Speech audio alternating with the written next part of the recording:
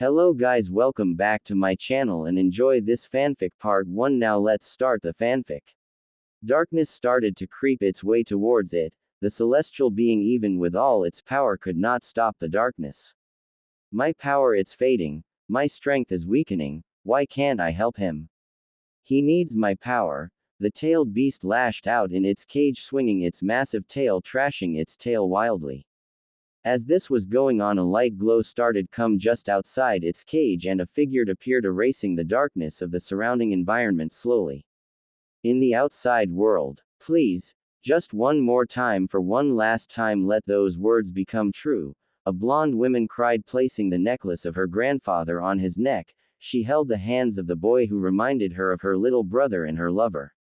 She couldn't save him, even after being the best medic nin in the entire elemental nation. She felt helpless, just as she felt when her love had died in front of her. She cried at the irony of the situation. She cried for being helpless. As she was crying, a lone teardrop fell on the necklace which the boy had won from the women. The necklace started to glow green and enveloped the boy.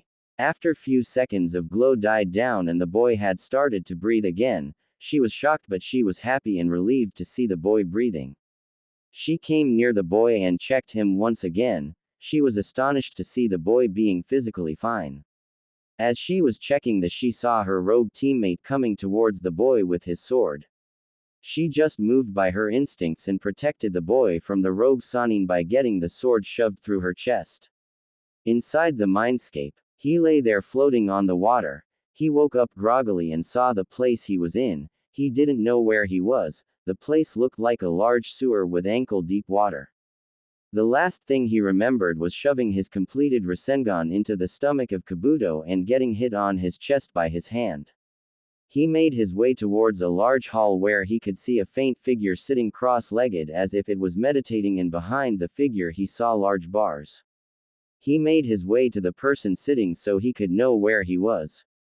As he went further, he could see that the person sitting there was a male. The said male had spiky blonde hair. His face was a bit angular. He couldn't tell his eye color as it was closed. He recognized the person sitting there. How could he not?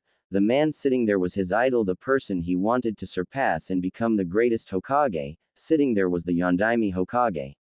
Anyo Yondaime-sama, why are you here? Or am I also dead? Asked Naruto. Yondaime opened his eyes and smiled at the boy. No, Naruto, you are not dead. As to where you are right now, we are inside your mind.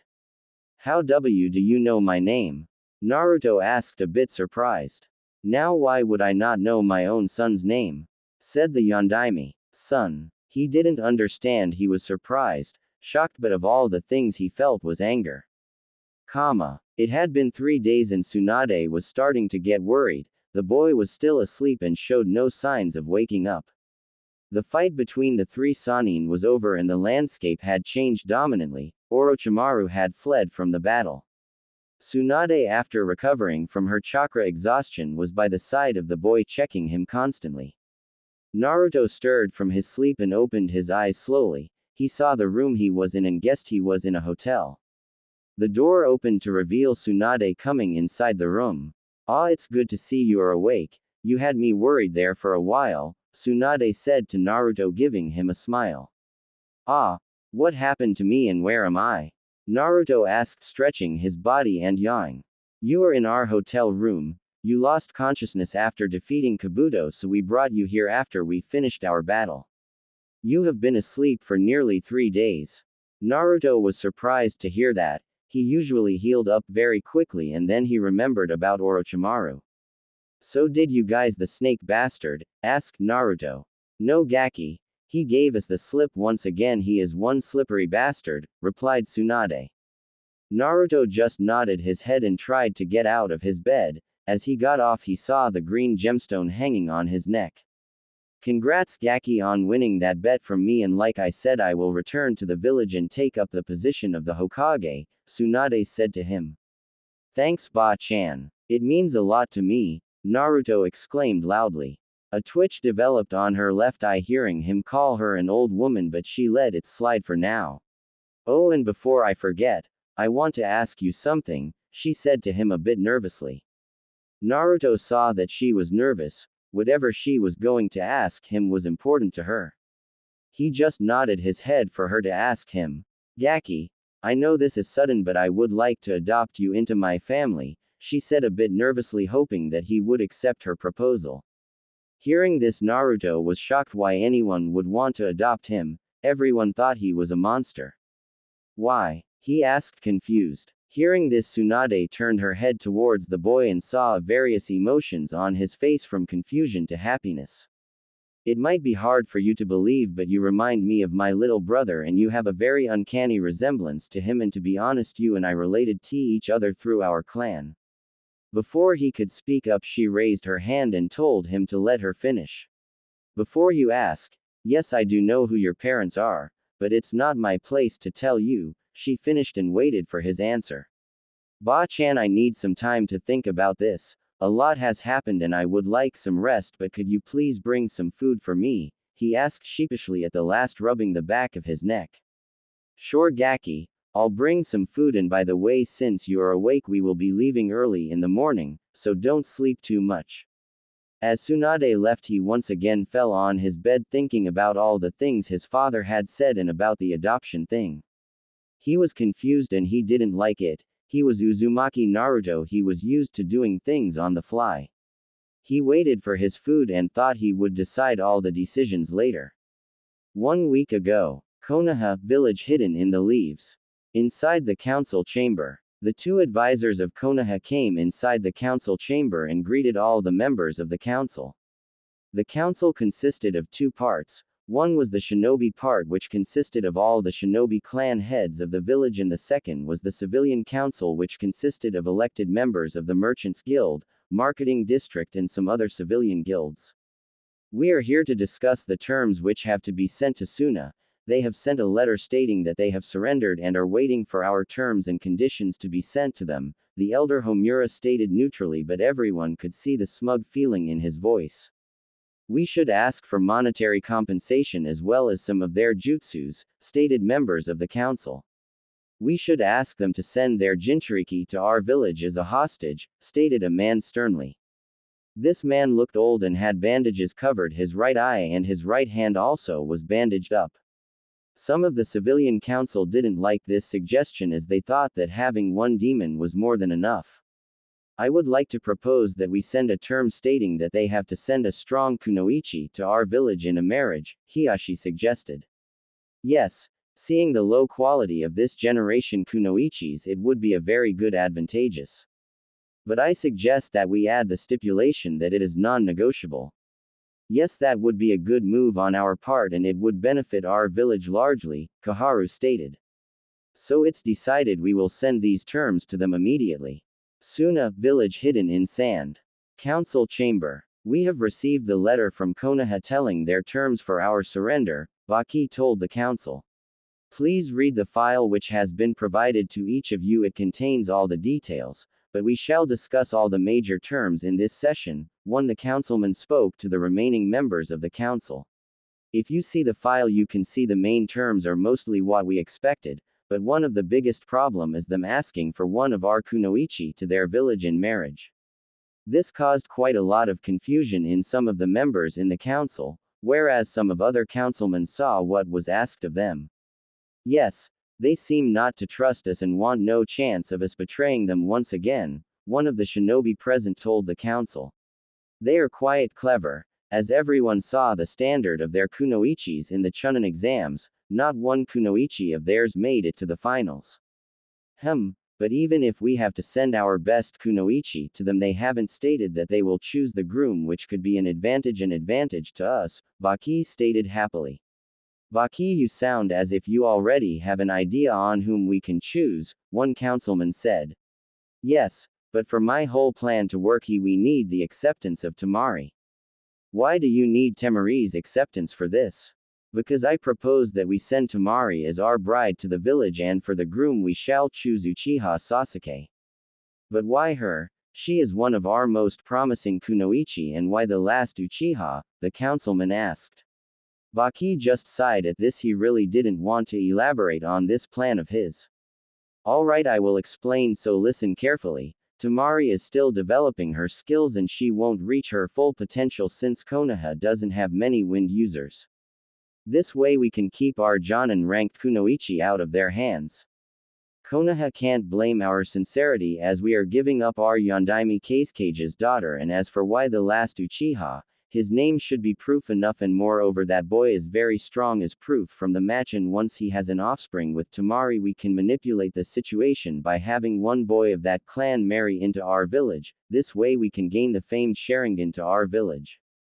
Yes, that is a very good plan and it just needs the acceptance from Temari. Let's hope that she accepts it. She can be very stubborn and the rumors surrounding Gaara are very troubling, one of the councilmen said. Don't worry, I will talk to her and I will convince her, Baki said. The said boy had red hair and tanuki-like eyes with dark circles around his eyes. Currently he was pondering about the revelation he heard from the other Jinchuriki in Konoha. Precious people. The concept was foreign to him, he didn't have anyone whom he could say was precious to him. The only possible person who could come close to that was his sister. As thought about her, he remembered her being by his side even when he threatened to her. He needed to know more about this concept of precious people. Would you two staring at me? It's getting annoying, Gaara said to his siblings in a neutral voice. Kankuro panicked and was about to run, but his sister Temari held him in his place. Gaara, I know this is sudden, but I would like to know what happened to you and how you are so calm. Temari asked. I have had a lot to think about in the past few days. After my battle with Uzumaki he said some things that have changed my view on a lot of things, Gaara replied again in a neutral voice. Oh, what did he say? She asked with genuine curiosity. Nothing you need to know for the moment, Gaara replied and started to walk away from them. Temari was once again shocked. Her brother brushed her off and didn't threaten her. Whatever that Uzumaki had said had a huge impact on her brother. She vowed to know what they talked about. Temari was training in one of the training grounds. It was starting to get dark and she knew she should have gone home by now, but she was working on this particular jutsu for quite some time and wanted to finish it. Just as she was finished, her sensei Baki came to the training field. Temari, can I have a minute with you? I need to discuss some things which has been decided in today's council meeting. Hearing this, Temari just nodded her head to her sensei to continue. We have received the terms for our surrender from Konoha and they have asked for a kunoichi to be wed to one of their shinobi. Hearing this, a pit formed in Temari's stomach. She could guess what she was going to hear next. The council has decided you will be sent to Konoha. I know it's shocking, but you have to understand that it's the best decision for the village. And I would also like to say you have another mission with this marriage. You are to sire a child of your groom as soon as possible. This shocked Temari as she didn't think she would be used like this by her village. But she knew that this was the life of a kunoichi. Sensei, can I at least think about this? Temari asked, tears threatening to spill from her eyes. I'm sorry Temari, but you don't have a choice in this matter. The council has already decided and I'm just here to inform you the news, Baki replied neutrally, trying to sound as apologetic as possible. Can I at least know who I'm going to get married to? Temari asked fearfully. She didn't want to be married some noble who was around her father's age, and she definitely didn't want to be just a trophy wife. Sure, the council has chosen Uchiha Sasuke as your groom, he said to her. Temari once again was shocked to hear this. She saw him injure Gaara, but she also saw the foul chakra he emitted when he battled Gaara, and she didn't like the guy's attitude. She knew she had no choice in this matter now. Hardening herself, she said. Sensei, I will take this mission. I will come and meet the council tomorrow to give my consent. Hearing this, Baki just grinned internally, as his plan had gone very well. He left the training field informing Temari to arrive to the meeting around 11. As soon as her sensei left, she slumped down and hugged her knees to her chest and started to cry. But unknown to her, a figure had heard their talk and decided what he would do. This was a new experience for Jiraiya. He had experienced a lot of things in his life: pain of betrayal from his teammate Orochimaru, rejection of his love from Tsunade. But he never let those things affect him too much, but the sudden change of behavior from his godson towards him affected him greatly. The boy and he had a very good relation. They would tease each other and get on each other's nerves, but both enjoyed each other's company.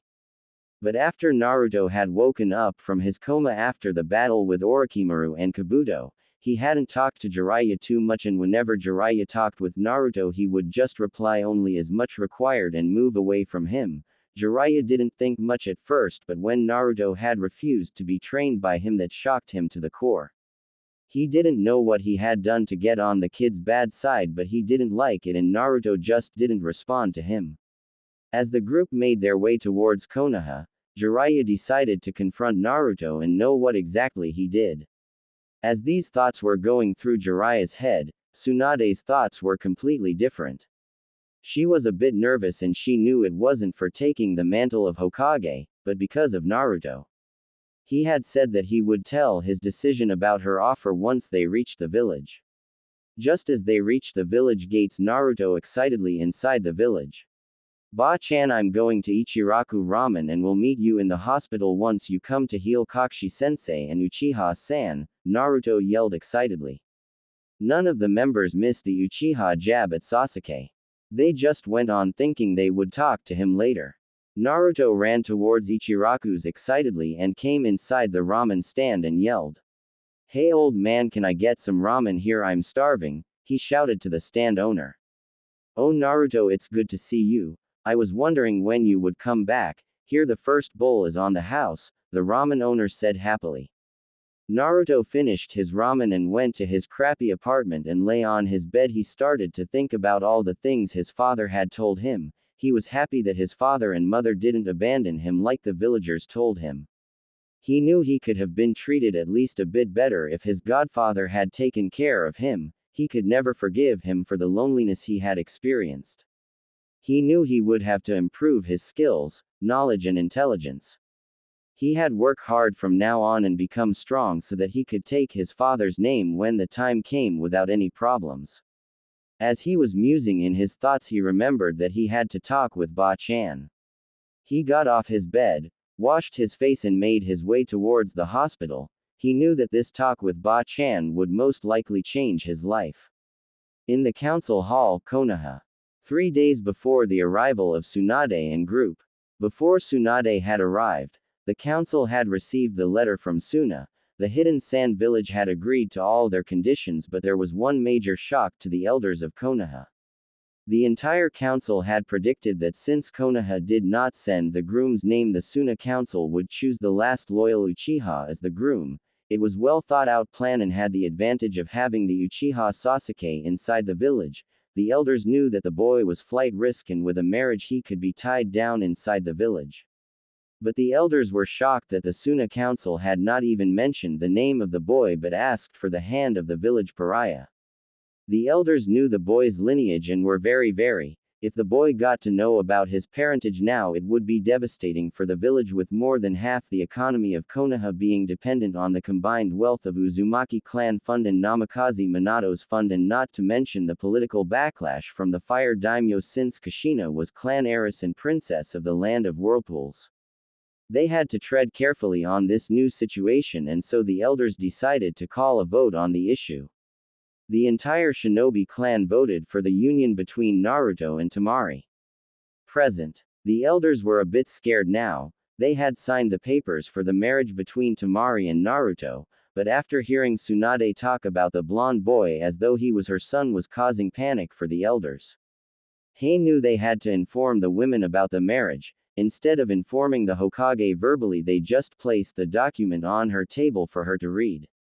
"What the hell is this? WHO authorized this?" yelled Tsunade as soon as she read the document pertaining to Naruto's marriage. "Hokage-sama, as you can see, the treaty with Suna was important, and since we were the one proposed the marriage clause, we can't deny them," replied Homura. Tsunade sighed. She knew none of her screaming would matter, and the passing of the document had been done legally in the absence of Hokage. She decided that she would tell Naruto about this when she would meet him at the hospital. She read the document once again and sighed, knowing she had just 2 more weeks till the Suna party would arrive. She took the document with her and made her way towards the hospital to treat the members of Team 7. Naruto reached the entrance of the hospital and waited for Tsunade to come. He didn't have to wait as Tsunade and Shizune came near the hospital in a few minutes after Naruto. Ba-chan, would you mind hearing me before going inside and treat the patients? Naruto asked without any hint of jovialness in his voice. Tsunade just nodded her head and asked for the blonde boy to continue. Ba-chan, about your offer, does it still stand? Naruto asked with some embarrassment. Hearing the words coming from Naruto, Tsunade just grinned. Of course, Gaki, it still does, Tsunade replied. Hey Ba-chan, I would love to be a part of your family, but can you do me favor before we can make it official? Naruto asked, rubbing the back of his neck sheepishly. Sure Gaki, what is this favor you are asking? You need some tips for going out with a girl? Tsunade asked teasingly and laughed hard when Naruto had blushed. Nothing like that Ba-chan, I wanted to ask you to remove Jiraiya as my godfather. Temari and Baki waited for the arrival of all the members of the council. Temari had decided with a heavy heart to go through all the conditions of the treaty. She had cried herself to sleep last night. Once all the members of the council came, Baki stated, "We are presented here to know the decision of our Kunoichi Sabaku no Temari, to the marriage proposal by Konoha." The council murmured among them and waited for her decision. Respected council, I have decided to go through with marriage proposal, but not for my happiness but for the love I have for my home, and my acceptance bring about some sense of peace among the two villages, and I also am prepared to fulfill the secondary mission. Temari announced her decision to the council. The council talked among them happily and was nodding their heads. We, the members of the council, in the absence of the cage, respect your decision and are passing it with a full vote of confi. Just before he could finish his sentence, the door of the council chamber suddenly were smashed open from the sand. Everyone inside the council chamber was scared, knowing that the only person who could use sand in the village was Gaara. Gaara stepped inside the chamber, releasing his intent without any care. He approached the middle of the room and looked towards the council standing or waiting. I heard that you are planning to marry of my sister to the last Uchiha of Konoha, is it true? Gaara asked the council neutrally, his face showing no emotion. Gaara waited for someone to reply but didn't receive any reply from any of them. He turned towards his sister and asked, "Are you agreeing to this proposal of your free will or are you being pressured?" he asked. Temari was shocked once again by her brother's behavior. He never showed any kind of emotion towards her, but now she could feel the hint of emotion in his question. "Hi, I agreed to this out of my free will," she replied. "Fine, I will agree to this only on one condition. You will not marry that Uchiha, but will marry the person who defeated me." "I wish for you to marry Uzumaki Naruto," Gaara said again stoically. A few shinobi members of the council started to argue about this but were soon silenced when Gaara used his sand to choke one of them into unconsciousness. After making the whole council agree to his demand, he left the council chambers. Outside the council chamber, Gaara was walking away from the chamber with a slight annoyed look, as he was getting new type of reaction from the villagers. Some glares were showing surprise and others looked scared. Gaara made his way towards the park. As his feet just dragged him there, he just sat there and watched some kids play with a ball. As they were playing, some small girl missed her catch and the ball came towards Gaara. The small girl who missed the ball shouted, "Hey Oni-chan, can you pass the ball please?" Gaara was taken aback by the girl. He was so shocked that he didn't even notice the girl running towards him to get the ball. "Oni-chan, you okay? Why didn't you throw the ball back to me?" the girl asked with innocence that it put a small smile on Gaara's face. "Gomen, I was thinking about something," Gaara replied, trying to put as much emotion as he could.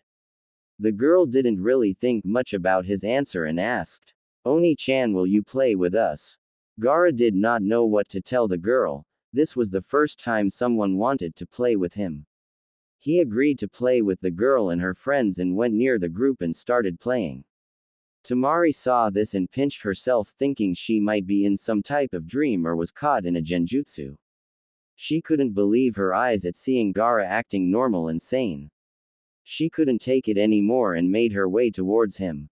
Seeing his sister walk towards him, Gaara stopped playing and told the kids he needed to go. The girl who had asked him to play dropped her face in sadness and went towards him and asked, "Oni-chan, will you come and play with us tomorrow?" Gaara just gave the child a nod and started to walk towards his sister when he felt a tug on his shirt. He turned around and saw the girl holding her small finger. "Oni-chan, you forgot to pinky promise me," she smiled. Gaara looked confused at this and saw his sister laughing with an amused expression on her face. She motioned for him to hold the small girl's finger and promise her. "Okay, I pinky promise that I will come and play with you tomorrow," he replied. Gaara made his way towards Temari, who was waiting for him. "Gaara, what happened to you? You are behaving strangely. Please answer," she pleaded him to reply. Gaara looked at her and saw her face, which was looking for answers from him. He let out a slight sigh and motioned for her to follow him. They walked towards one of the training fields. The walk was silent with different thoughts going through both siblings' mind. They reached a training ground which was on the outskirt of the village. "Temari, what exactly do you want to know about?" Gaara asked Temari. A lot of question went through her head which she wanted to ask, but she wasn't able to think of one particular one. She took a deep breath and asked, "Gaara, there are too many questions to ask, but my biggest question which I want to ask is why you interfered on my behalf in the council chamber." Gaara wasn't surprised by this question. He knew he had to tell her and convince her of his sincerity. "Temari, do you remember Uzumaki Naruto?" Gaara asked. "Hi, how could I not? He was the one who defeated you," she told him a bit nervously, trying not to anger her brother. "When Uzumaki defeated me, he told me he was like me, he carries the same burden as I, he didn't give up hope on people and found his reason for his existence. He told me that the reason for his strength was that he needed to protect his precious people. He said even I could find the same strength. At first I thought I wouldn't be able to find anyone precious to me, but then I remembered that you were there for me even when I was threatening you and Konkuro." Temari listened to him and was surprised as she had never heard her brother talk this much, but her eyes widened when her brother told that she was precious to him. As she was listening, tears started flow from her eyes. "Temari, when I overheard your conversation with Baki-sensei and when you broke down crying after he left, I was saddened by it very much. I couldn't understand what I was feeling, but I knew that I didn't want you to cry. So I went and found all the terms of the treaty and I understood why you took the decision, but I knew you wouldn't be happy with the Uchiha, so I came and told what was best of you." Gaara finished and just looked down the ground waiting for some sort of reaction from his sister. Temari was stunned from hearing all this. She didn't know what to say. Her brother had changed and cared for her so much so that he would take on the whole council for her. Receiving no answer from his sister, Gaara was saddened that his first attempt to have someone accept him. "Gomen, Temari. I thought my interference would help you at least a bit," he replied sadly, which could be seen through his eyes. Temari's eyes snapped up when she heard her brother's voice and saw the hurt in his eyes. She ran up to him and hugged him. Gaara was surprised to see that his sand hadn't risen up to protect him, but he felt a warmth spread from his chest when his sister had hugged him, and a few tears escaped from his eyes for finally getting some sort of reassurance for his effort. "Arigato, Gaara.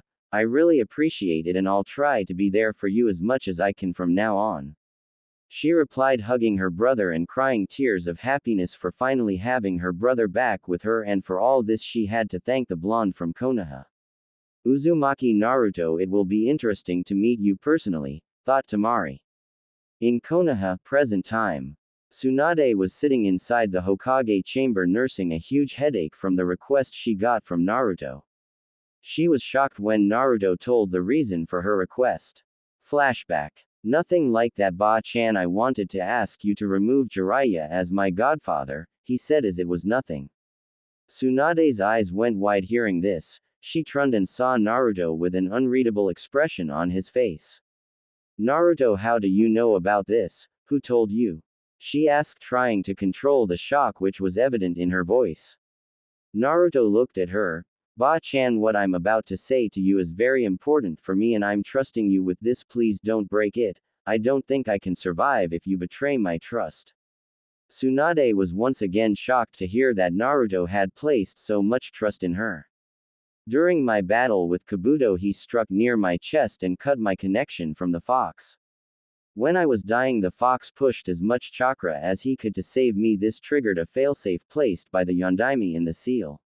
The Yondaime told me everything. I know that I am the son of Konoha's yellow flash Namikaze Minato and the red-hot-blooded habanero Uzumaki Kushina. Tsunade's jaw literally hit the floor hearing Naruto telling about his parents. My father told me the circumstances which happened during my birth and why his decision on sealing the QB inside of me. He was furious once he got to know that Jiraiya didn't look after me and the village ignored his dying wish. He also told me that after everything I had gone through in this village, he would gladly support my decision if I ever choose to leave Konoha. Tsunade was getting nervous now. She didn't want her new brother, son figure to leave her. Naruto, I don't know the extent of how much you suffered in this village, but please don't leave for my sake. Give the village which my grandfather built another chance, Tsunade pleaded him with tears rolling down her cheeks. Ba-chan, you are the only reason why I even came back to this village, and I don't know what it is like to be loved by a mother, but I want to experience it, and you are the only one I want to call my Ka-chan if you would let me. He said the last part in barely a whisper, but Tsunade heard it. Tsunade saw the longing in Naruto's eyes. She had seen that look in herself whenever she looked herself in the mirror. The feeling of belonging to someone, to be loved by someone, a feeling of complete acceptance for both their good and bad. She didn't want to deny Naruto that motherly. She hugged him protectively. When Naruto felt the hug, he was startled, but soon he hugged her back, tears flowing down his cheek. Years of suppressed pain finally came out in the form of tears. He whispered one sentence that gave Tsunade's whole life a sense of fulfillment. Arigato Ka-chan. Arigato for accepting me in your life. No, Naru-chan. Arigato for giving me the privilege of being your mother, she cried happily. After a few minutes, she saw that Naruto had fallen asleep hugging her. She smiled seeing the calm expression on his face and carried him to the hospital and laid him on one of the empty beds and went to treat the patients she had come to treat. Shizune, who was standing beside Tsunade, witnessed the whole event and was happy that finally her teacher had found a new reason to live her life to the fullest, yet she still worried about Naruto's request but didn't talk about it after seeing the smile on Tsunade's face. End flashback. As Tsunade thought about what had happened, her teammate Jiraiya came through the window and asked boisterously. Hey Haim, you wanted to see me? Anything important happened? Tsunade didn't know how to break the news to her teammate. Jiraiya, the news concerns Naruto and his request about you. At hearing this, Jiraiya got a confused look on his face and wondered about the request. Jiraiya, Naruto knows about his parents and about you being his godfather. Those words did it for Jiraiya. He paled and dreaded what he would hear next. He wanted to say something, but Tsunade raised her hand to let her continue. Jiraiya, there is no easy way for me to say this, but Naruto has requested me to remove you as his godfather and guardian. Jiraiya was lost. The creeping fear he had at the back of his mind had come true. He knew he had failed his godson and his student. He thought he would make it up by taking him as his apprentice and form some kind of bond without revealing about his position as the boy's godfather. Jiraiya, I think you should talk with Naruto and get to know the reason for his decision. He is currently sleeping at the hospital. You should go see him now, Tsunade told Jiraiya. Tsunade, please tell me how he got to know about his parents and me, and why is he in the hospital? Jiraiya asked with a solemn expression. Tsunade explained in detail about the whole ordeal. To say Jiraiya was surprised would be like saying Kakashi was rarely late to meetings. After hearing everything, Jiraiya raced towards the hospital to meet his godson. His life had been full of failures. He couldn't stop his friend from betraying the village. He couldn't stop the death of his sensei or his student. He wasn't able to fulfill his role as a godfather, and now he was losing his godson, and he couldn't help but blame anyone else but himself for the position he was in now. Jiraiya made his way towards the room where Naruto was sleeping. He was nervous, he didn't know what to say to his godson and how to explain why he did what he had to do. Jiraiya opened the door to the room and saw that Naruto was still asleep. He entered the room and sat on the nearby chair and waited for Naruto to wake up. 20 minutes later Naruto woke up. He saw that he was in an unfamiliar room. As the memories came back to him, he smiled. The smile was a very small one, but it showed the true happiness he was feeling. As he was contemplating about the talk he had with Tsunade, he heard a small cough and saw that Jiraiya sitting in his room. His mood instantly changed. A frown appeared on his face just for a moment, but it was replaced with his usual goofy look. Jiraiya didn't miss the change in his godson's mood. He had clearly seen the frown which had appeared on Naruto's face. Naruto, I wanted to talk with you. What would you possibly have to talk with someone like me, Jiraiya-sama, and why are you here? Don't you have to be in some onsen doing research? Naruto replied, barely restraining his anger. Jiraiya flinched at the tone Naruto had used. He wasn't able to see the optimism in the boy's eyes or the carefree expression on his face. Right then he knew the damage had been done. He needed to be careful with his interaction. Naruto, I just heard your request from Tsunade. Is it true? If then I want to know why. Naruto just gave a low chuckle and started to laugh. The laugh was becoming hysterical. After a few seconds he stopped laughing and looked at Jiraiya. When Jiraiya saw Naruto stare towards him, he was shocked. The eyes, there was no life in them. It was an empty look. Jiraiya wanted to say something, but the words didn't form. Naruto regained his composure and looked towards the ceiling. Yes, it is true, I requested to remove you as my godfather, said Naruto while spitting out the last word with venom. For the reason you should know yourself. You are one of the great Sannin, aren't you? Jiraiya flinched receiving the answer, and to be honest he knew that he had failed Naruto. Naruto, it's not like I wanted to abandon you. You need to understand that as the spymaster, okay, the village, I had lookout for the village and I couldn't do it being here, Jiraiya replied. Naruto didn't show any emotion at hearing his reason. He just kept staring at the ceiling. After a few minutes he looked at Jiraiya and woke from the bed and stared to make his way towards the door. Jiraiya getting no answer from his godson. Naruto, please just give me a chance. I know I screwed up, but please give me a chance, right my wrong. Naruto stopped dead in his track and turned towards the Toad Sannin with a furious expression and yelled. A chance? A chance? Why the hell should I give a chance to you when no one in this village gave me one? Even the shinobi who know about my parents didn't do anything for me. Do you have any idea how it was growing up here? I was denied my existence in this village. Have you ever had the thoughts of suicide at the age of 8? Naruto stopped before he said too much and looked at the stunned expression of Jiraiya and calmed himself and continued. You say that you had to take care of the village. I understand it, but it doesn't excuse you from not seeing me for the past 12 years. Do you know how much I suffered?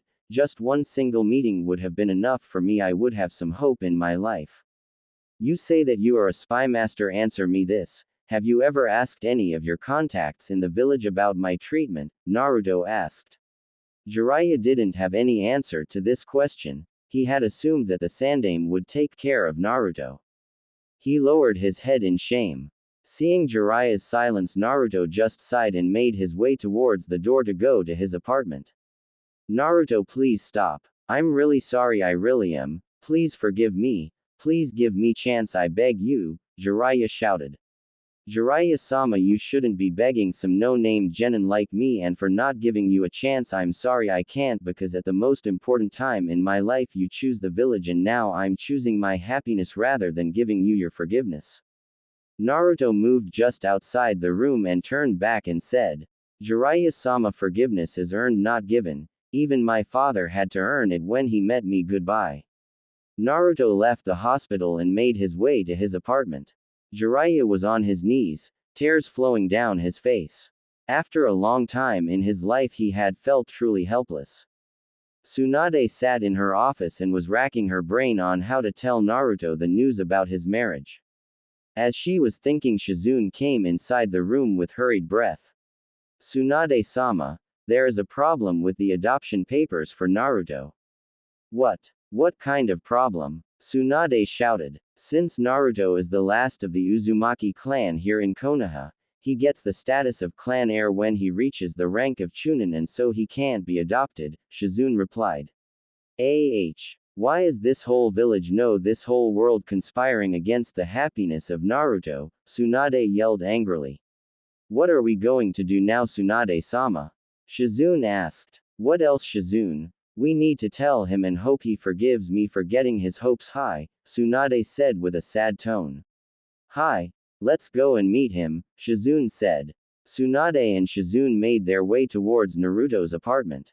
Shizune, are you sure this is the right way? Tsunade asked, seeing that they were making their way through the slums of Konoha. Hi Tsunade-sama, I got the address from the ninja registration book. Tsunade and Shizune finally reached the building where Naruto was residing. Walking up towards the apartment, they couldn't help but feel sorry for Naruto. After walking up 3 flights of stairs, they came to Naruto's room. They knocked the door and waited for the blonde to answer the door. After a few seconds, Naruto opened the door. Hey Ka-chan, Shizune-chan, what brings you here? Naruto asked happily. Tsunade and Shizune could clearly see the happiness in the boy's eyes when he saw them. This just hurt them more as they came bearing the bad news. Naruto, can we come in? Shizune asked, breaking the silence. Hi. Come in, and I'm sorry about the mess, I wasn't expecting any company today. As they entered the room, they were shocked seeing the condition of the apartment. Tsunade was getting angry by the second, reading the sayings written on the walls. Seeing the reaction of his new Ka-chan, Naruto said, Don't worry about the writings, I've gotten over them a long time ago, they don't mean much to me now. Naru-chan, I'm afraid I have some bad news for you. Your adoption was not possible as you will be given the clan heir position when you reach Chunin, Tsunade said in a very sad tone. Naruto wasn't much surprised hearing this, as his father had already told him why he couldn't be adopted when he was a child. It's okay Ka-chan, I don't need some papers to call you my mother. I just wanted your acceptance, that's it, Naruto replied. Tsunade was speechless hearing the words coming out from Naruto's mouth. She smiled warmly and hugged her son fiercely. Shizune just smiled seeing the scene but was beginning to get concerned for her brother as she noticed some changes in Naruto's personality. Thank you Naru-chan for understanding, as you have accepted me as your mother. As my son, you will not live in this dump of an apartment from now on, you can live in one of the houses near the Senju compound, Tsunade said sternly. Hi Ka-chan, Naruto replied as tears of joy fell from his eyes. Okay then, come on, we will go and have some dinner, Tsunade said to both Naruto and Shizune as she left the apartment. Shizune and Naruto looked at one another and smiled and followed Tsunade. It had been 3 days after Naruto had moved from his old crappy apartment to his new house near the Senju compound. The owners of the house initially didn't want to rent their house to the demon brat, but were easily convinced when Tsunade took over the talking. Now Naruto had a small house. The house was a simple duplex with 2 bedrooms, a kitchen and a living room and a guest room. Naruto had moved into his new house with the help team 8, which consisted of Hinata, Kiba and Shino. Naruto was a bit surprised since it was Hinata who helped arranging the house properly. In the Hokage chamber, Naruto stood there shocked, his eyes were wide as dinner plates, his jaws were hitting the floor. Tsunade was trying not to laugh at Naruto's reaction while Shizune and Tonton had a massive sweat drop. Calm down Naru-chan, it's not the end of the world, Tsunade said sarcastically. What the hell Ka-chan? How the hell am I supposed to be calm when you said, I'm getting married? Naruto all but shouted. Tsunade had to hold back a snicker seeing his reaction to the news, though she was relieved to see that he didn't take the news the wrong way.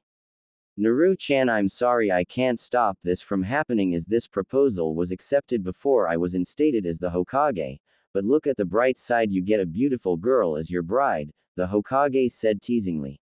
Naruto just blushed at the word bride and started shaking his head. Ka-chan, I'm just 12, how I can even get married? Naruto, you will be living with Temari together, get to know her first, try and befriend her and you might be surprised. You are almost 13. How can I befriend her? What if she is like Sakura and hits me? Naruto asked. Both Shizune and Tsunade were surprised when he mentioned the name of Sakura. When Naruto had told them about his crush towards the pink-haired girl, they were genuinely surprised, and when he told them about her attitude and how she treated him, Tsunade was pretty pissed.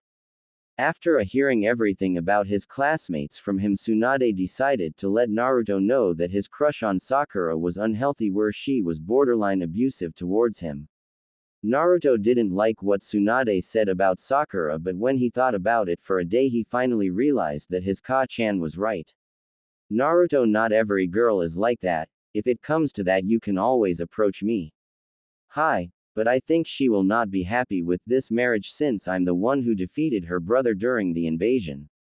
There might be some truth there. Anyways, you should know that she will coming here in a week and I'll try and make your life as comfortable as possible.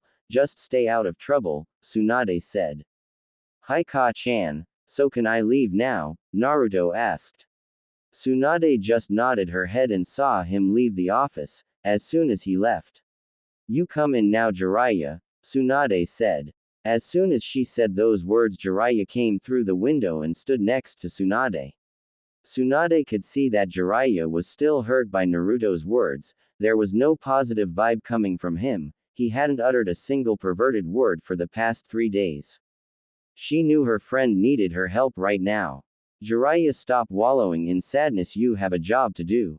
It's my job that cost me my godson Haim, Jiraiya replied sadly. Tsunade couldn't help but feel for her friend. As a shinobi, she understood why he did what he had to do, but still he shouldn't have left Naruto completely out of his life.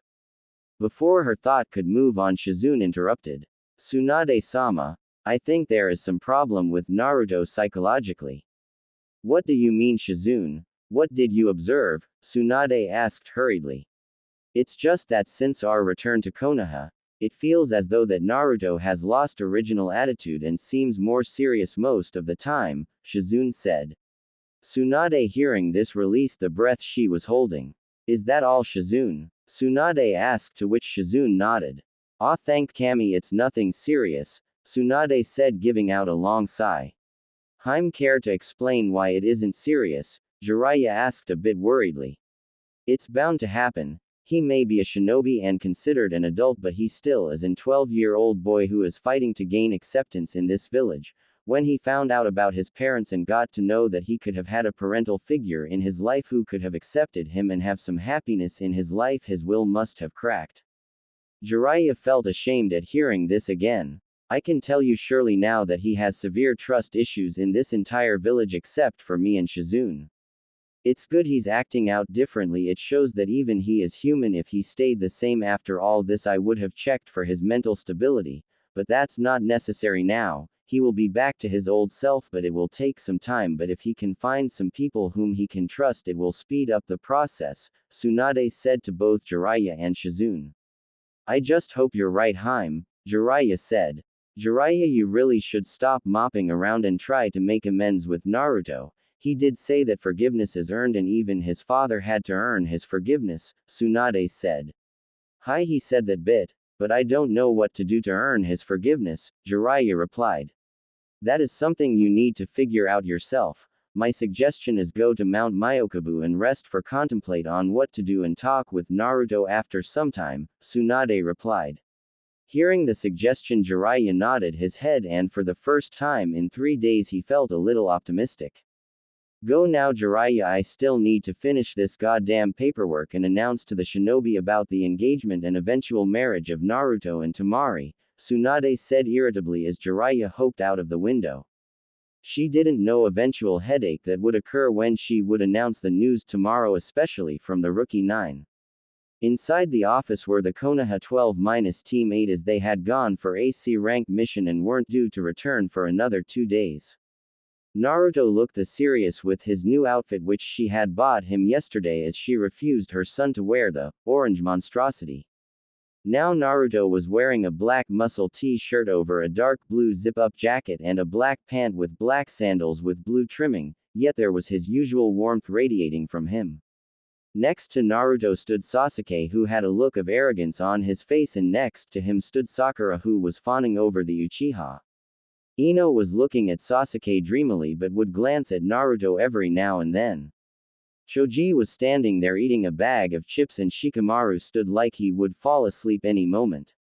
Tsunade cleared her throat. Everyone in the room looked at her attentively. I've called everyone here to make an announcement. It's regarding the new treaty alliance with Suna. They have asked for an arranged marriage with one of our shinobi. Hearing this, silence occupied the room with everyone digesting the news, and everyone had their own thoughts about this. Choji didn't look concerned, and Shikamaru was thinking about who the bride and groom would be, while Sakura and Ino looked concerned, thinking their Sasuke would be chosen as he was the great Uchiha. The said Uchiha was thinking that he would be chosen because of his clan name, and he was already thinking of accepting, as he did require a strong female to rebuild his clan. The silence was broken by Shikamaru, who asked, Hokage-sama, who are the bride and groom? Everyone waited curiously for the answer. The bride is Sabaku no Temari, Yondaime Kasuke's daughter, Tsunade replied, and waited to see the expression on everyone's when she would announce the groom's name. Hearing Temari's name, the girls paled, as they knew the girls was strong as well as beautiful. Their concerns grew more when they saw how interested their Sasuke was. Shikamaru looked impassive, but his mind was racing through the list of guys who would be the groom. Shikamaru had been impressed with the girl back at the Chunin exams.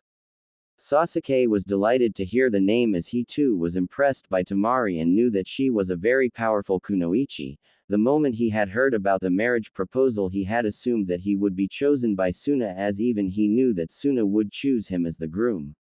Naruto didn't look fazed, as he already knew about the whole affair beforehand from his mother.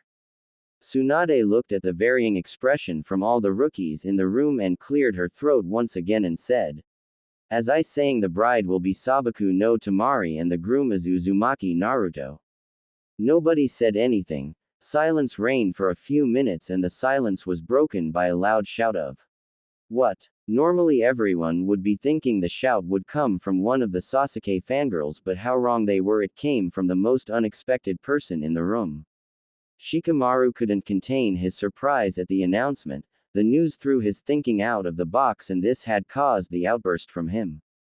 Choji was more surprised by Shikamaru's outburst rather than the actual news of Naruto being chosen as the groom.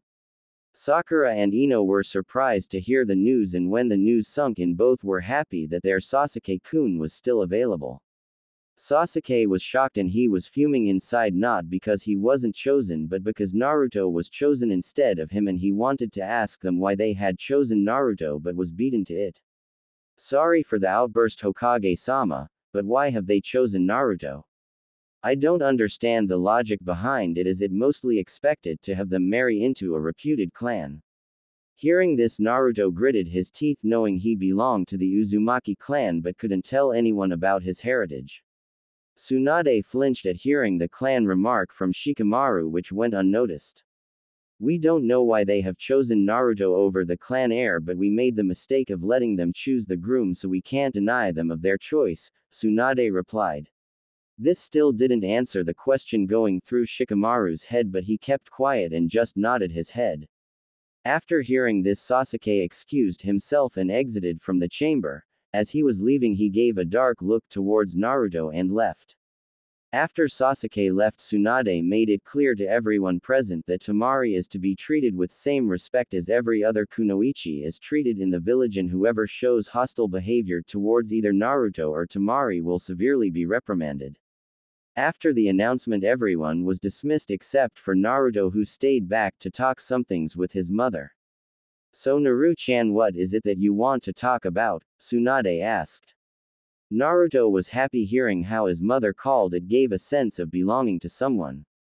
He came near the chair nearby it, sat down and asked, Ka-chan, I wanted to know all the details of this marriage and wanted to know whether the marriage can be dissolved at a later date. Tsunade was surprised hearing this but understood why Naruto asked that information. No Sochi, the marriage cannot be dissolved as you put it because this isn't political marriage, it needs to be upheld, and as for the details, Temari will stay with you in the same house, and when she reaches the age of 15 a marriage ceremony will be held and you have to consummate the marriage that night and produce an heir before she reaches the age of 17, Tsunade said, not liking the idea of her son becoming a father at such a young age. Naruto stood still and didn't give a single reaction. Seeing no reaction from her son, Tsunade went near Naruto to knock him down, and when she went near him and saw him she started to laugh. Shizune, who saw this, wondered what happened and went near Naruto, and when she reached she saw the huge blush on Naruto's face. His eyes had rolled back and he had pulled a true Hinata Hyuga style feint no jutsu. XX. Inside the Senju compound, Naruto sat there on the sofa with a huge blush on his face as he had just received the talk from his mother and sister. When Tsunade and Shizune found out that Naruto had been left out of the ed class in the academy and never knew how babies were made, they took it upon themselves to give him the talk, as they didn't want some guy to give it to him and turn him into a pervert. So Naru-chan, do you have any question? Asked Shizune. Naruto still had his head bent downwards and just shook his head, unable to see his sister in the eye. Alright Sochi, I'm going to give you some money tomorrow to buy some supplies for the house since Temari will be joining you in a week, Tsunade said to Naruto. Ka-chan, I don't know what all things need to be bought for a girl, and moreover no shop is going to sell things to me, Naruto replied with a deadpan expression.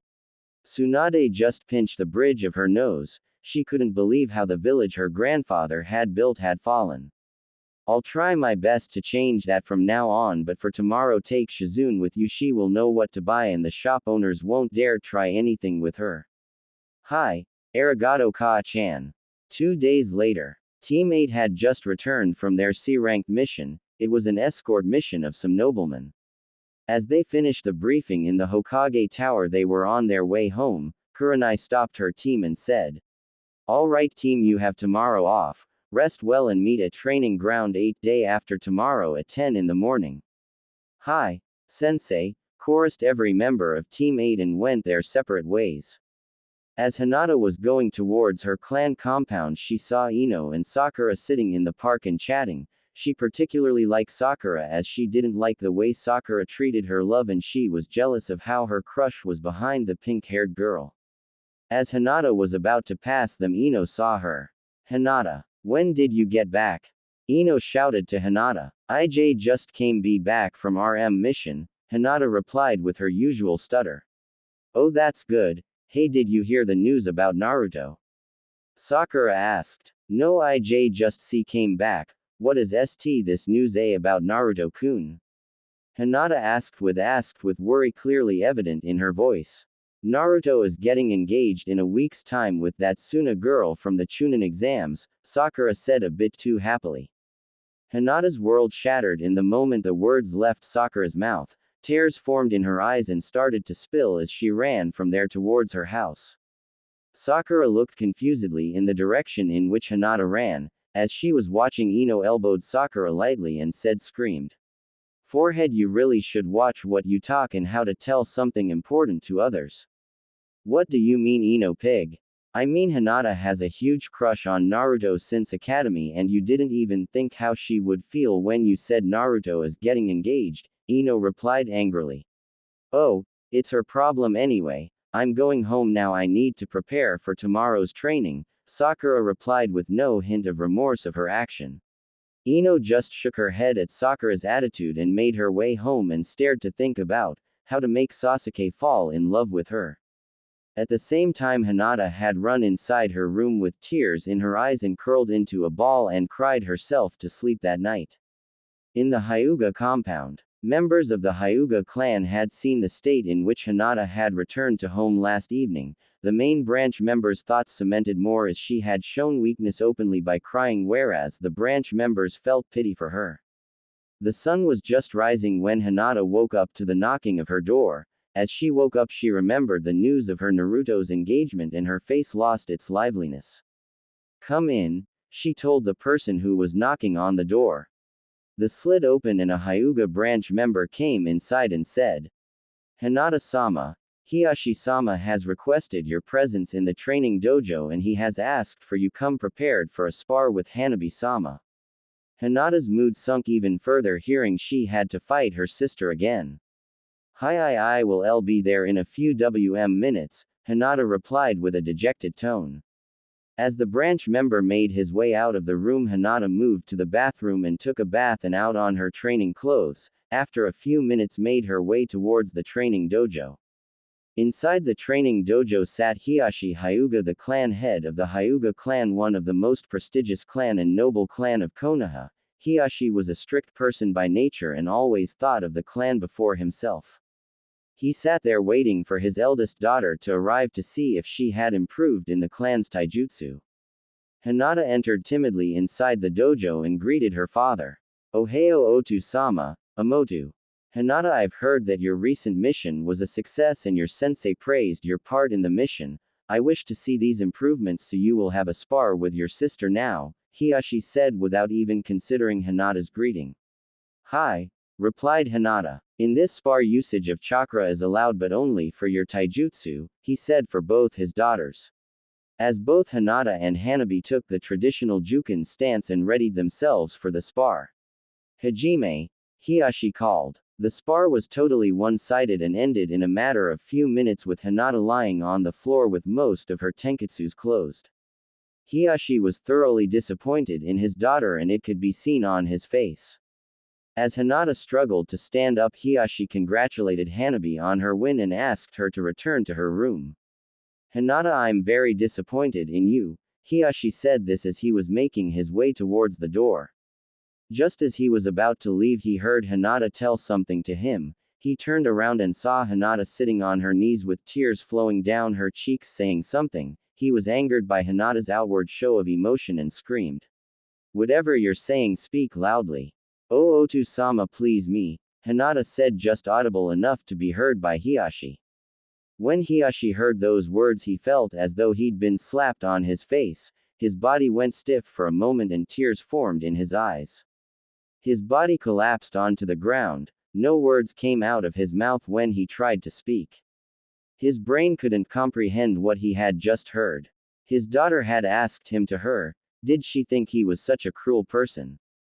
Just when that thought came in his head, he saw the memories of Hinata crying and how he was the cause of it in the past, and how after his wife had died he never once consoled Hinata, nor be there for any of her special moments in life, be it her first day of academy or the day of her graduation. That's when it dawned on him. He had pushed his daughter far away from his reach and had been so cold towards her that she would think her father would not be fazed by ending her life. Hinata, why are you talking like that? Hiyashi asked. Oh Otu-sama, I saw how you looked at me after the spar. I'm a disappointment to OYU and the C clan. I can't beat Hanabi-chan. My one motivation in this world is forever R out of MYY reach H, Hinata replied. What motivation, Hinata? Dreading to hear what her daughter couldn't reach. Naruto-kun. He is my motivation. I always believed that I would grow strong enough to walk beside him and tell him my feelings for him, but now I don't even have that chance. Oh Otu-sama, I'm tired of everything, the ridicule being the disappointment of clan and fearing for a life without Naruto-kun. Please me, Hinata said, crying without any stutter during the last part. Hinata didn't know what came over her. She had just told about her feelings towards Naruto in front of her father. She didn't if it was the stress from the constant failures in her life or the thought of losing Naruto forever from her life. As she finished talking, she felt exhaustion take over her as she hadn't eaten since yesterday afternoon and soon feel forward with blackness taking over her, and the last thing she saw was her father running towards her. Hiyashi couldn't take it anymore. He ran towards Hinata and hugged her, all the while apologizing to her for his cold treatment towards her. When he looked at Hinata and saw that she had exhausted herself and had fallen asleep in his arms, he carried her to her room and laid her on her bed. Rest, my daughter, I will bring your happiness back if it's the last thing I do, Hiyashi whispered in Hinata's ear. Hiyashi came out of Hinata's room and entered the clan's garden and sat down. He couldn't believe that he had caused his daughter this much misery in her life. At the same time, he couldn't believe that his daughter had fallen for the village Jinchuriki and was devastated by hearing the announcement of his engagement. He knew of the crush his daughter had for Naruto but always thought that it would fade away after some time. It was kind of his fault, as even he could understand why his daughter had fallen for the boy, with the boy's never say die attitude. Now he had to make sure of his daughter's safety, as he knew that his daughter might be lost to him if he didn't act now, and he had to think of something to help his daughter. It had been a few hours since Hiyashi had left Hinata's room. As Hiyashi was thinking, one of the branch members came running towards him and said in a panic-stricken voice, "Hiyashi-sama, Hinata-sama is not waking up." One of the servants went to her room to give her some food, but when she tried to wake her up, Hinata-sama wasn't responding. The branch members have taken her to the hospital. For the first time after his wife died, Hiyashi felt fear at losing his daughter. He ran towards the hospital to see his daughter. Hiyashi reached the hospital and went to reception and asked, "In which room Hinata Hyuga is getting treated?" "Hyuga-sama, Lady Hinata is being treated in room 404. As soon as he heard it, he made a beeline towards the said room. As he reached the room, he saw Ko Hyuga standing outside the room. Hiyashi saw the doctor coming out of Hinata's room and went towards them. "Doctor, what's wrong with my daughter?" Hiyashi asked with concern in his voice. Both Ko and the doctor were surprised to hear this much emotion in Hiyashi's voice. "I'm afraid it isn't good news, Hyuga-sama. Your daughter is in a mental coma. It's almost as if she has lost her will to live. Physically she is fine, I can't help too much here, but my advice would be to have Tsunade-sama to check her once." After hearing the doctor, Hiyashi asked Ko to get an appointment with the Hokage for a meeting, for he needed to talk to her for all the problems. Tsunade didn't know what wrong had she done for her to deserve such punishments. She had been flooded with problems one after the other since she had arrived to the village, starting with the whole Naruto and Jiraiya, then Naruto and his adoption, and finally Naruto's marriage. Just when she thought all the headaches were finished, she now stood in front of a new headache.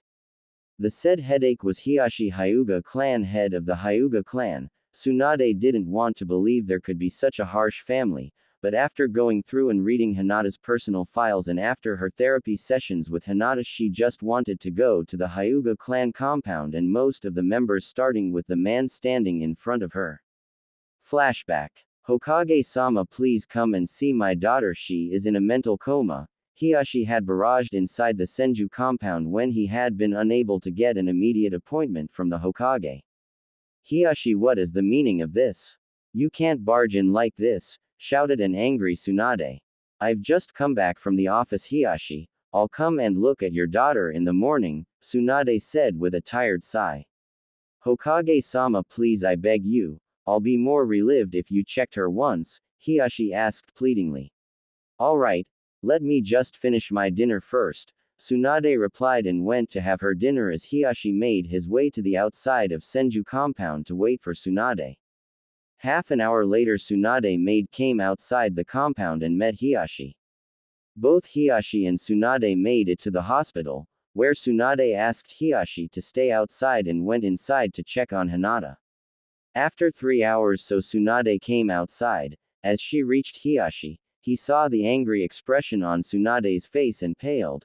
As she came closer, he could feel the murderous aura coming from Tsunade. Tsunade slapped Hiyashi in front of everyone present in the hospital and started to shout at him.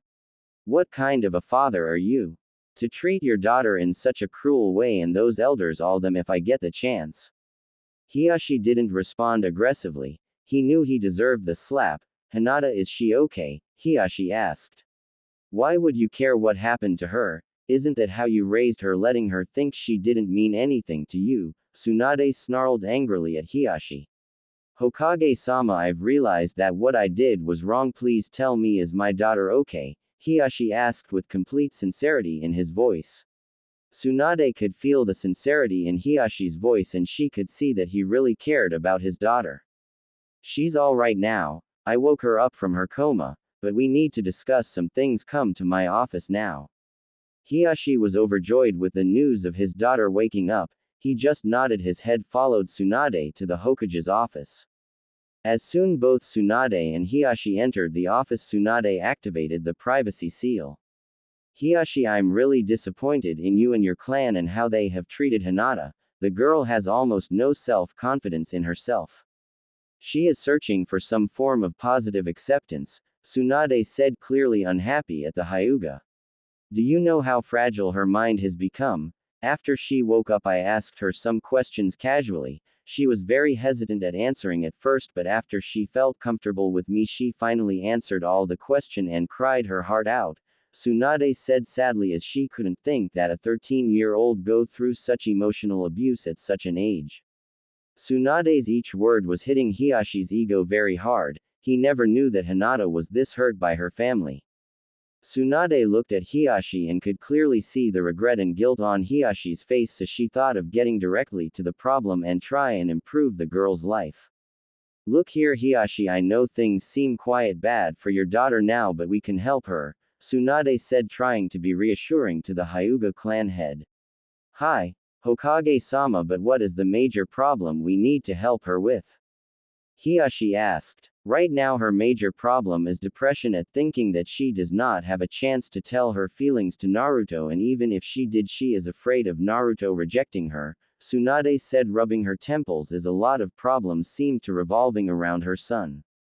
That I know, Hokage-sama, but my biggest task for now is earning Hinata's trust and show her I really do care for her, and I believe I know how to do it, but it can be done only with your help, Hokage-sama, Hiyashi said, begging the Hokage.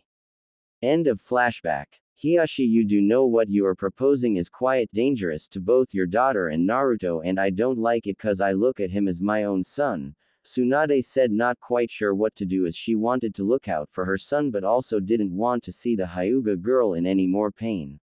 I know, Hokage-sama, but I'm confident in my ability as a diplomat and a negotiator to draw out an ironclad contract with complete protection both Naruto and Hinata, Hiyashi replied with complete confidence in his skills. Tsunade didn't like what was going to happen, but as medic she knew that Naruto needed someone from his age group to accept him even before he knew about his tenant. Though he hid it well, a skilled medic as herself could see that he was yearning for recognition from someone from his past. Alright, Hiyashi, I'll agree to this, but we can't force Naruto into this. My suggestion would be for Hinata herself to win over Naruto in the future, and your biggest task is to instill confidence in her and help her in her training, Tsunade said to Hiyashi. Hiyashi just nodded hearing this and knew he had a lot of effort in repairing things with his daughter. Alright, Hokage-sama, I'll prepare the contract and send a copy to you. After you read it, you can talk to your son about it and make him help understand, and I would like to talk to him after you have talked to him, Hiyashi replied. Alright, how much time do you require for the contract to be prepared? At least a month for it to be ironclad, and I request you to talk with Hinata and explain she still does have a chance with Naruto. Alright, I'll talk with her in the morning when I come for her checkup. Arigato, Hokage-sama, I'm in your debt for this. It's alright, Hiyashi, both of us are looking out for our children's happiness. Before we go, Hokage-sama, I just have one question, Hiyashi said. Tsunade raised her eyebrow at this and nodded for Hiyashi to ask. Hokage-sama, why do you care so much for the boy? Tsunade was honestly surprised with the question, but when she saw Hiyashi's face she could only see curiosity. She just sighed and said, he reminds me too much of my family. With that said, Tsunade made her way to the Senju compound. Hiyashi just smiled and made his way to the hospital, thinking of all the arrangements to be done in the near future. As Hiyashi reached the hospital, he saw that the corridors were almost empty. He made his way towards the room his daughter was in. He opened the door and saw that Hinata was staring at the moon with some tears falling from her eyes. It pained him to see that his daughter was in so much pain, and he was the biggest reason for it. He entered the room and said, Hinata. Hinata was looked to see her father standing inside her room. She cringed upon seeing him, waiting for the tongue lash that she was about to receive. Hiyashi saw how Hinata cringed upon seeing his face. He resolved himself to set things right with his daughter. He got on his knees with his forehead touching the ground. Hinata, my daughter, I'm sorry for everything. Please try and forgive this fool of a father of yours. Hinata was shocked to see and hear her father say those things to her, and what more shocked her was the emotion in his voice, which showed regret and guilt. Otu-sama. In Tsuna. Temari was on her way towards the training ground where her youngest brother was training. She was happy for the first time in a long time. She was genuinely happy. Her brother was back to her. He was more sane and he was showing more and more emotion when he would be with her. On the other hand, she was sad as she had to leave for Konoha tomorrow. Both her brothers had told her that they would travel to Konoha with her. She couldn't believe her luck. Just as she had gotten back her family, she would lose it. Her musings ended when she reached the training ground and saw her brother meditating. She went near him and stood there for him to finish. After a few minutes, Gaara looked up to see his sister standing next to him. Temari, good to see you. Shall we go to the restaurant for dinner? Temari couldn't help but sigh. Even though her brother was talking more, now he was too direct than required. Hi Gaara, come on, let's go. Temari and Gaara made their way towards the restaurant where Kankuro was waiting for both them.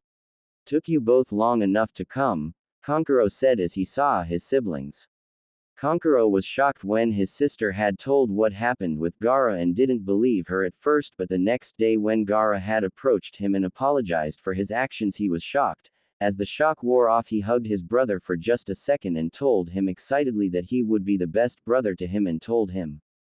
The next day Kankuro had went to Gaara's room and said that as big brother he needed teach his brother about girls and had given him a little orange book as a gift. To his bad luck, his sister had arrived at the same time and saw the book and had beaten Kankuro severely for trying to corrupt her little brother. After that incident, the siblings had started to behave as normal siblings would behave.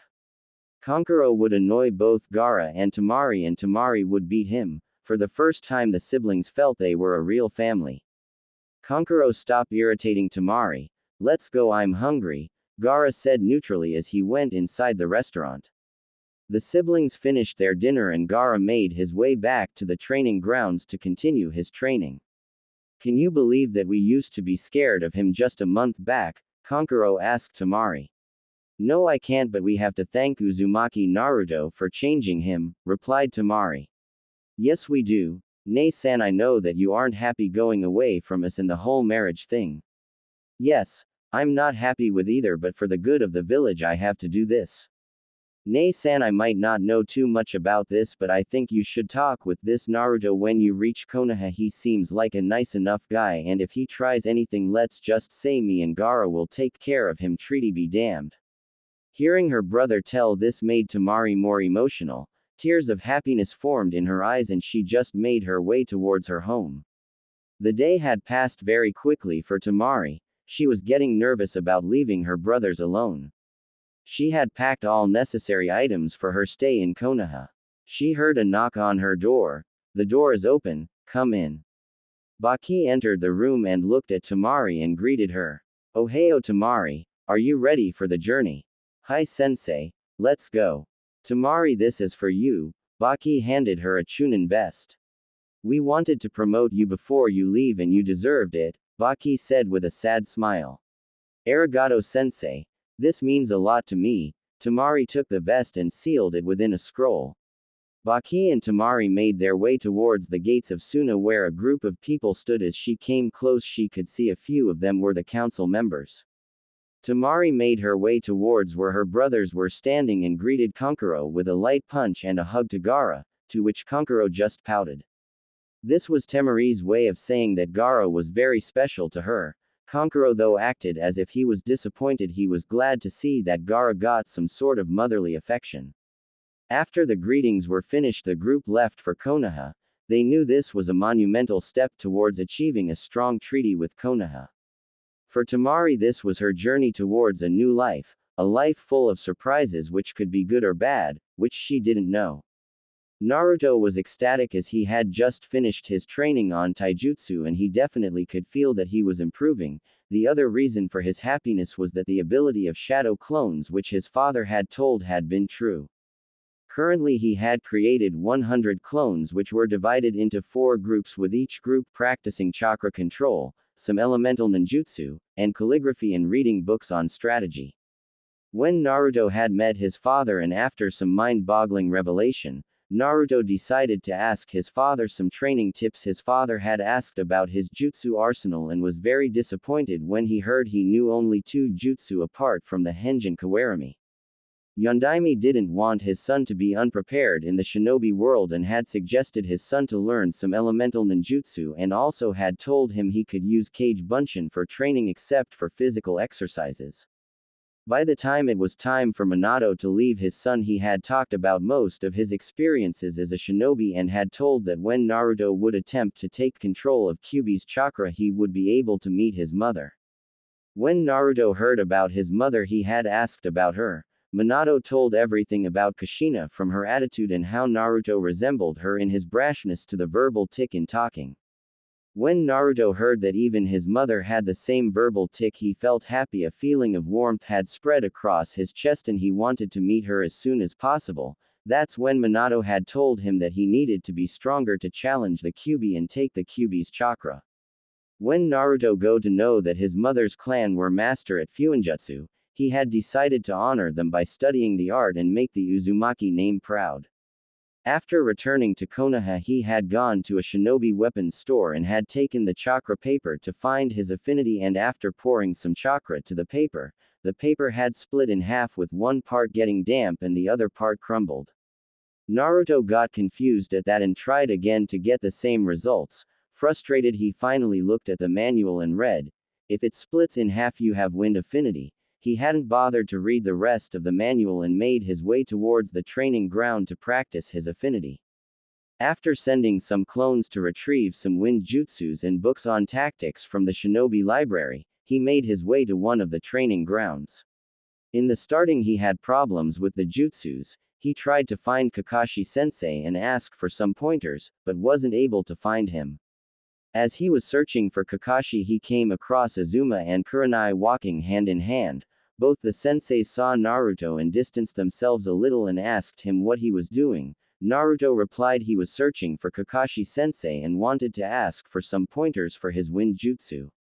Azuma was shocked to hear that another person had the same affinity as him and asked how Naruto knew about his affinity. Where Naruto lied he learned it from Jiraiya.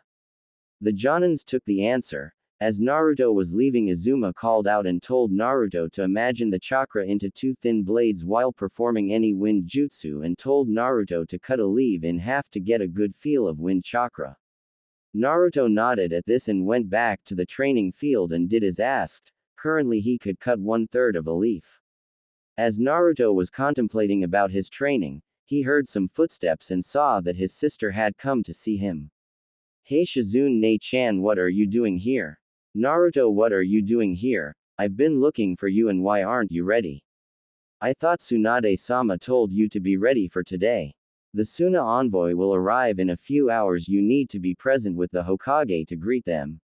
Hearing this, Naruto started to panic and run around screaming. "What?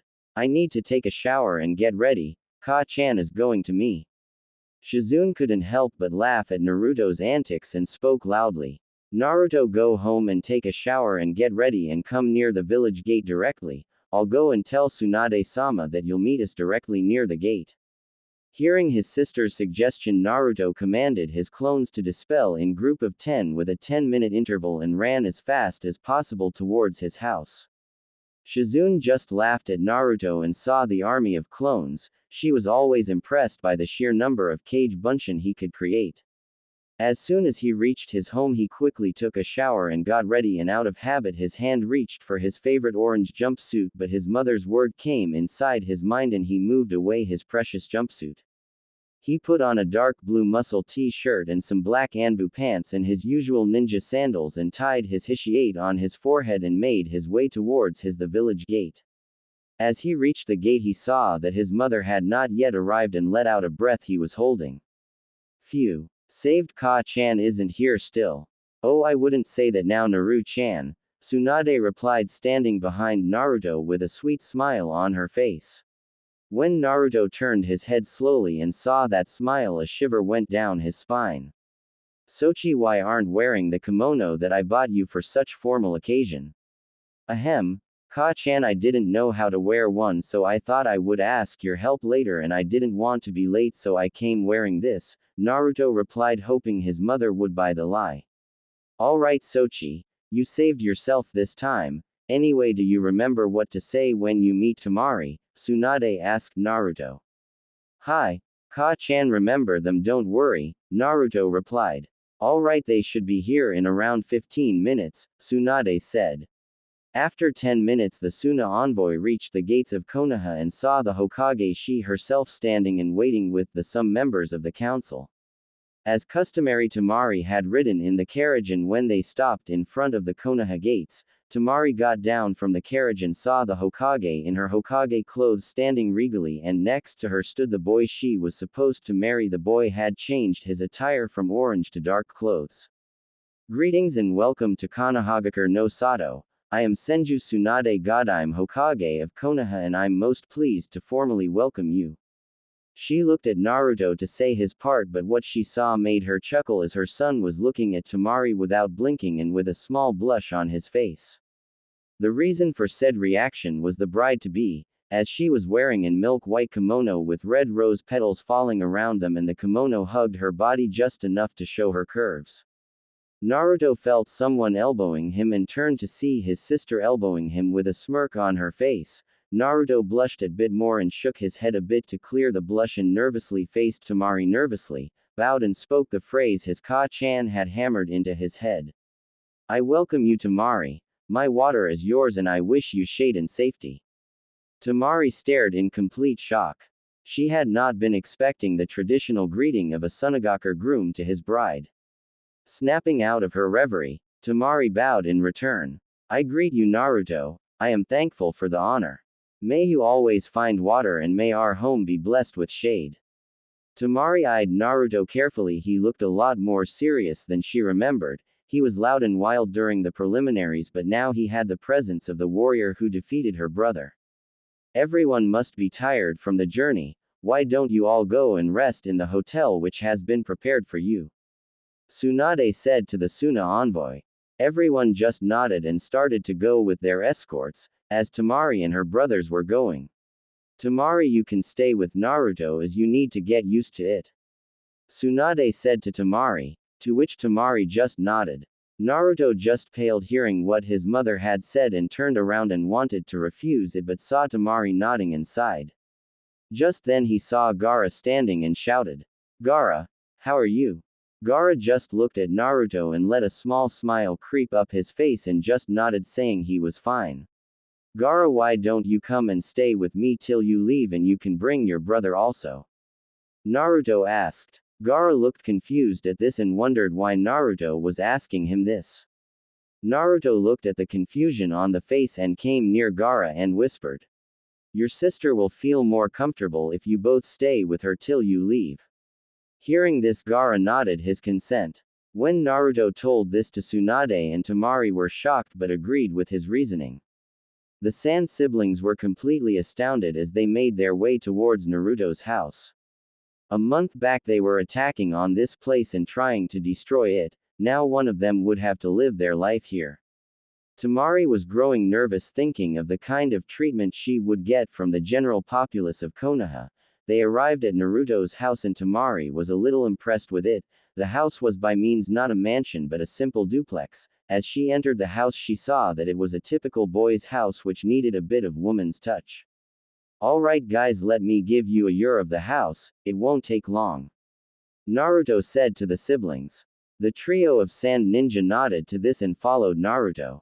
This the ground floor, it has only living room, kitchen and a guest room. This where you guys can sleep for now. If you are not comfortable sharing a bed, then one of you has to take the couch. Before Naruto could continue, Gaara spoke. I don't need sleep. Kankuro can take the room. Kankuro wanted to argue but stopped as he saw Gaara's face, which showed he was in no mood to argue. Fine, Kankuro replied. This where my room and Temari's room is located, Naruto said. Temari was once again surprised to hear this from the blonde. She thought they had to stay in the same room even if they weren't married. She knew they would be engaged in a few days, and couple who are politically engaged tended to stay in the same room to show the society that their relationship would be a success. Gaara and Kankuro, can you both give me and some Temari some time? I need to talk with her about some things, Naruto asked in a serious tone. Both Gaara and Kankuro were surprised to hear the seriousness in the Naruto's voice and just nodded and made their way downstairs. Temari was getting nervous about this talk. She thought that she would talk with him after a few days, but she wasn't prepared to talk with him now. Temari-san, I wanted you to know that I've agreed to this marriage only for the sake of my village, and I believe even you must have agreed for the same reason, Naruto asked. Hi. I never thought that I would be used as a bargaining chip for my village, but as a kunoichi I needed to think about the safety of my village, so I agreed. Temari replied. Temari-san, before we both dive inside this relationship, I wanted you to know some things about me, Naruto said with a hint of sadness inside his voice. Temari was curious as to what the news was, as it was important enough for him to say to her now, as she didn't miss the sadness in his voice. Temari-san, I'm not well liked in the village. No, I'm downright hated by most of the village. I'm just like your brother. I have a tailed beast sealed inside of me as well, and if you marry me you will most likely be treated in the same way as me by the villagers. I'm saying this now because I don't want you to ruin your life by getting married to me, Naruto said to Temari with his head hung down. Temari was completely surprised by the blonde's words. No, she was not surprised by the news of him being a Jinchuriki, as she figured it out when Gaara had told her that Naruto was just like him. No, she was surprised by his pure heart. He was giving her a way out of this marriage, as nobody knew about this news about him apart from Gaara, and she could bring it up with the council and cancel the whole marriage. But if she did that, will she be any different from the people who treated her brother wrongly simply because of what was inside of him? No. This boy here had helped her brother and brought her family back to her. At the least she could do was so show him that not everybody thought of him as monster. Even if no love was possible for them in this relationship, there could be a bond of trust between them and a bond of friendship. She decided to embrace this relationship with him and try to make it work. Temari hugged Naruto fiercely and spoke to him with a few tears falling from her eyes. Naruto, I know about you. It's not hard to figure it out when my brother told me that you were like him, and I want you to know that I'm fine with it. As for not marrying you, let's just say if I say no they will marry me off to someone else, and I don't want that. I'd rather marry someone I know. My brother speaks highly of you. You brought him back to me, and for that I'm forever in your debt. Let's try and be friends for now. We can think about other stuff later in the future. Naruto was shocked that Temari was accepting him. For now he had a new friend in his life who would accept him for whom he was. Arigato Temari-san, I'll try my best to be your friend, believe it. Naruto said to Temari with full conviction in his voice. Temari just giggled at his proclamation and thought, definitely a better choice than the broody Uchiha. And Naruto, none of this sand stuff, just call me by my name and I'll call you by your name. Hi Temari. Both just laughed once again and made their way towards the living room where Gaara and Kankuro were sitting. Tsunade smiled as she saw the whole event through the crystal ball in the Hokage chamber. Even though Shizune had scolded Tsunade about invading Naruto's privacy, Tsunade had said that she was doing some protective surveillance on her son. My Sochi will be fine with this girl. I just need to talk to her once, Tsunade thought to herself. Hinata was smiling as she made her way towards her clan compound.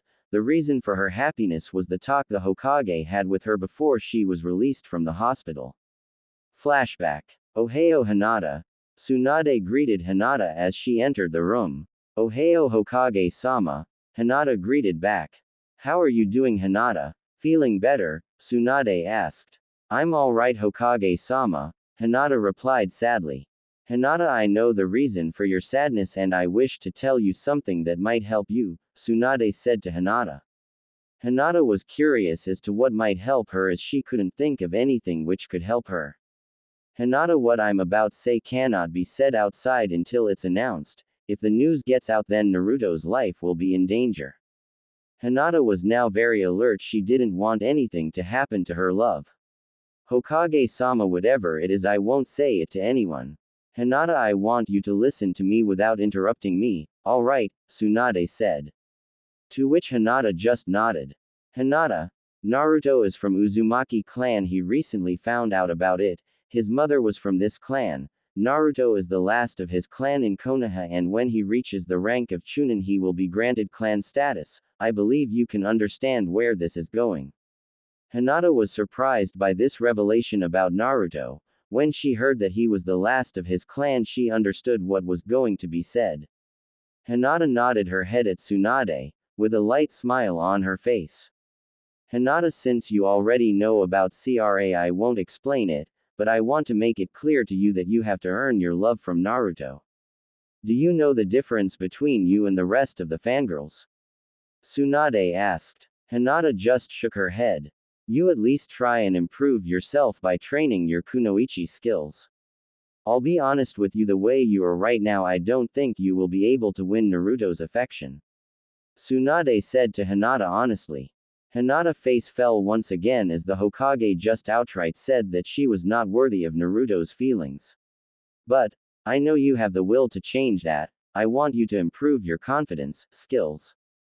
I want you to get Naruto to notice you for who you are. I'm willing to help you in that regard, but are you willing to improve yourself? Tsunade asked the pale-eyed beauty. Hi, Hokage-sama, for Naruto-kun I'll improve myself. Hinata replied with fierce determination shining in her eyes. Tsunade smiled at hearing this declaration and ruffled the hair on Hinata's head. Alright then, I'm going to assign you a mentor apart from Kurenai who will help you with your issues. I'm warning you, for the foreseeable future you will be very busy with all your training. Hinata smiled once again and nodded her head at this. You will be released from the hospital today. You can return to your compound but rest for a few more days before commencing training and inform your sensei about this, Tsunade said as she was leaving the room. Hinata was happy, for now she still had the chance to gain her beloved's love for her. Flashback end. Hinata entered the clan compound and made her way towards her father's study to talk to him about Hokage-sama's offer. Hinata knocked on the door and entered the study when she got the permission from her father. Otu-sama. Hinata, it's good to see you back. I hope you talked with Hokage-sama, cleared everything for you, Hiyashi said to Hinata with a small smile on his face. Hi Otu-sama. Lady Tsunade will be assigning a new mentor for me along with Kurenai-sensei to train. That's good, and I hope your training will be helpful for you to achieve your dream. Hiyashi said to Hinata. Arigato Otu-sama.